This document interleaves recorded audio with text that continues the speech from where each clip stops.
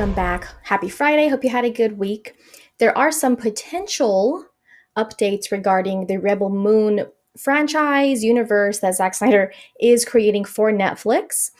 This is coming from the Rebel Moon updates page. They shared it.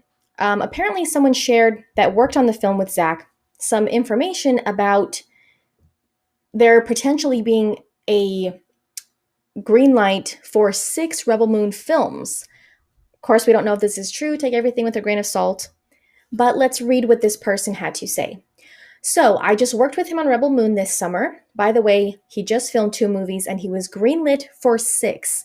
It's off a Star Wars script he wrote that Lucas rejected. That being said, crazy nice guy and very intimate with every scene. Dude was always behind the camera, works closely with all the extras. My buddy played a dead body and Zack rolled around in the dirt, showing him how he should portray a dead body. He gave my buddy and me compliments, saying we look great in the dim lighting off the barn we were shooting inside. Dude also blends into crowds very well. You can spark a conversation with him and not realize it's him. He's always either riding a bike, a BMX bike, or a skateboard back into catering. I watched him accidentally bump his head on the camera. Everyone grew quiet and got scared when he simply went, "I'm fine." But he does lots of sunset shots. Now that I realize all his movies have sunset shots, there were many days where we were just waiting for the sun to set to shoot. He does a lot of takes, not as much as Fincher, but he's always there. But he's up there and takes a lot of slow-mo shots, which, of course, we know that's definitely a signature thing of Zack, right? I think of him as M. Night, both visually impactful directors who could always use a writing partner when it comes to the script. Watchmen and 300, I personally believe, are his best films. I love those films.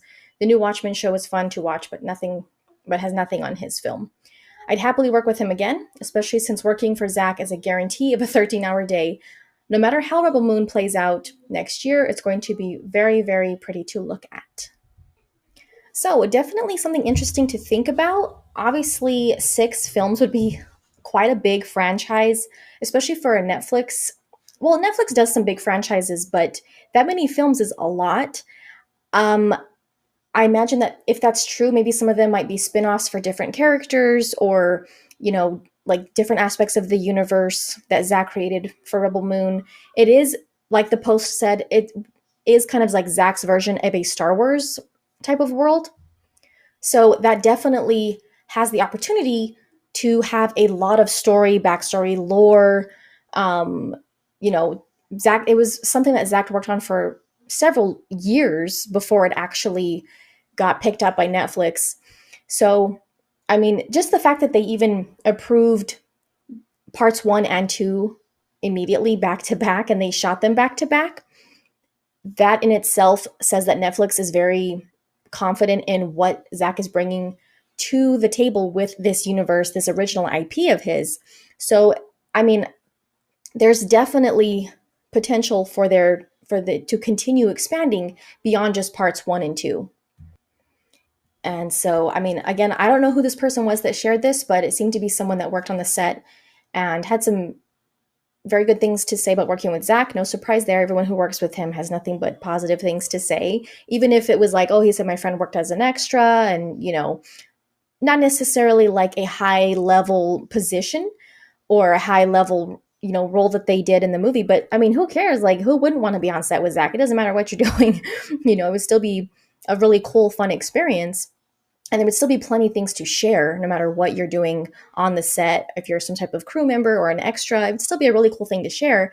And, maybe this is something that they heard while working with Zack on Rebel Moon. I believe that they did finish filming principal photography for part 2. So now it seems like part 2 is going into post-production.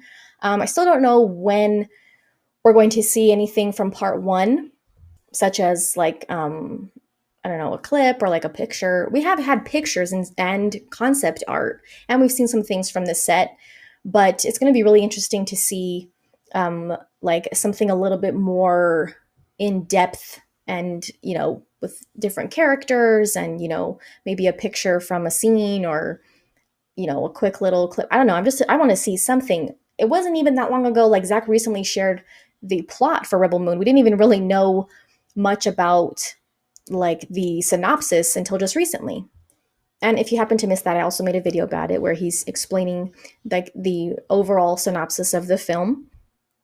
So there's still like there's so much to wonder and find out about this whole Rebel Moon IP that Zack has created. But if they did greenlight 6, that's going to be pretty big thing. And it's definitely going to keep Zack very busy with Netflix.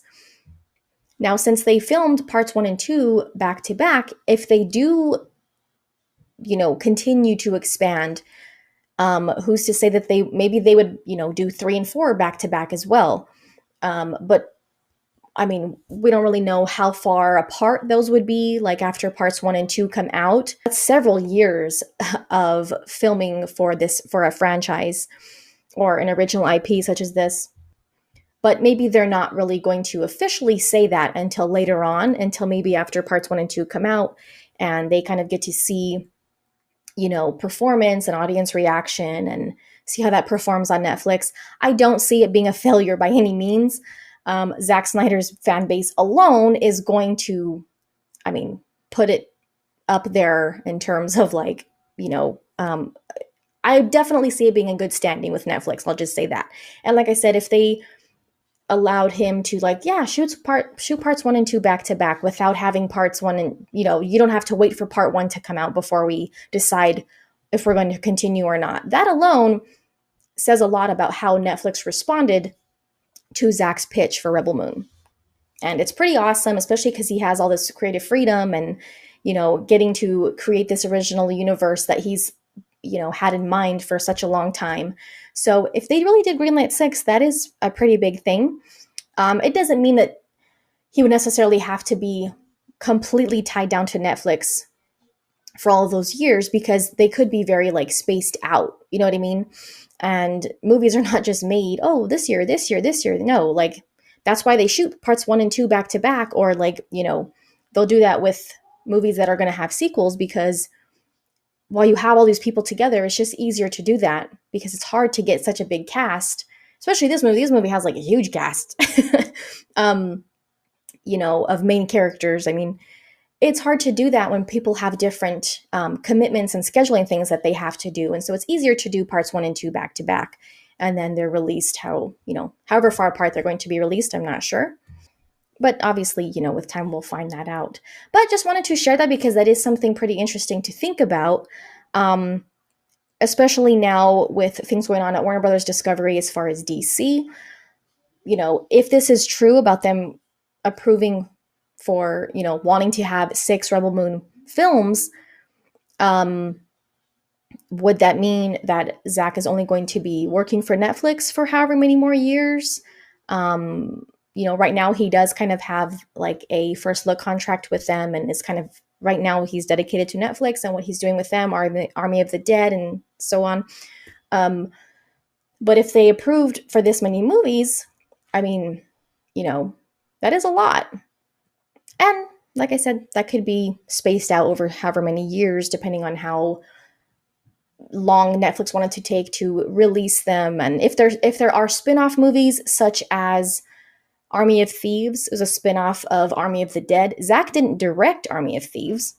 He's like executive producer or whatever, but he didn't direct it. So if there are spin-offs potentially within this Rebel Moon universe, and that's why they, told him that we want to make this many, that doesn't mean he would have to necessarily actually direct all of them. That could be delegated to other directors, and then Zack would be executive producer, and Stone Quarry would of course be the involved. But so that's also a possibility if they decide to release even more than parts 1 and 2, which is definitely possible. A trilogy or even beyond that. If they're spinoffs, that doesn't mean Zack would have to direct all of them. But we'll just have to see how all of that plays out. Just something interesting to think about with the Rebel Moon franchise. Definitely excited to be supporting Zack with this really cool project that he has going on at Netflix, and knowing that they are happy there.